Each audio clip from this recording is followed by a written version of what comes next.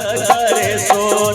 जागा जागा महादेव हो भगत करे शोर।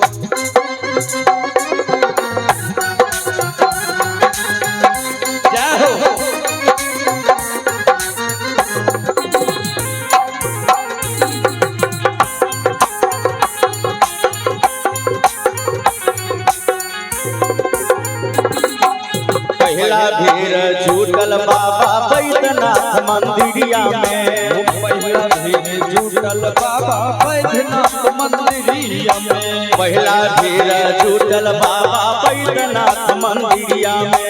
पहला भीड़ जुटल बाबा बैद्यनाथ मंदिरिया में। आ दर्शन खातिर होर लागल सबटा कमरिया में। दर्शन खातिर होर लागल सबटा कमरिया में। दर्शन खातिर होर लागल सबटा कमरिया में।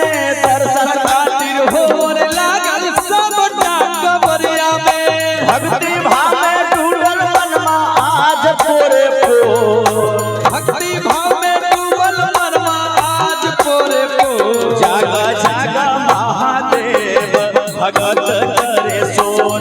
जागा जागा महादेव हो भगत करे शोर। जय महादेव।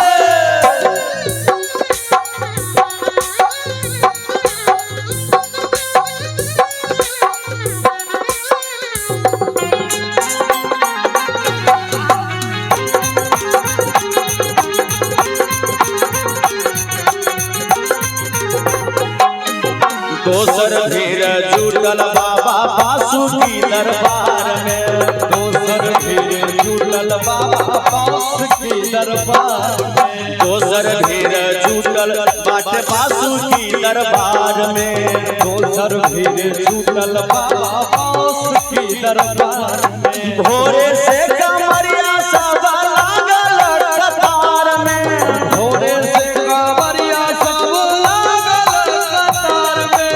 सबई पुकारे कब बारी अइतै मोर। हो सब कोई पुकारे कब बारी अइतै मोर। जागा जागा महादेव भगत करे शोर। जागा जागा महादेव हो भगत करे शोर। बोल बा बोले बाबा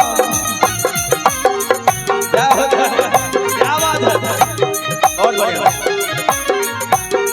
क्या हो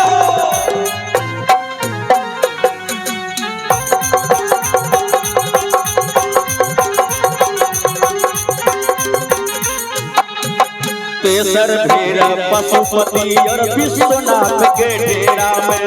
तेसर भीड़ जुटल बाबा विश्वनाथ के डेरा में। तेसर भीड़ पशुपति और विश्वनाथ के डेरा में। तेसर भीड़ पशुपति और विश्वनाथ के डेरा में। सब डौला गावै अपन अपन ही फेरा में।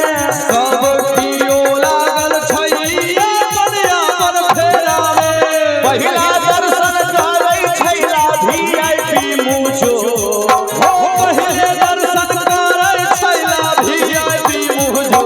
जागा जागा महादेव भगत करे शोर। जागा जागा महादेव हो भगत करे शोर। जागा जागा महादेव भगत करे शोर। जागा जागा महादेव हो भगत करे शोर। जागा जागा महादेव भगत करे शोर। जागा जागा महादेव हो भगत करे शोर। जागा जागा महादेव भगत करे शोर। जागा जागा महादेव हो भगत करे शोर। जागा जागा महादेव भगत करे शोर। जागा जागा महादेव हो भगत करे शोर। अब आओ एक भजन जे वायरल भजन अपने संग बीच हम गा रहल छी और यही भजन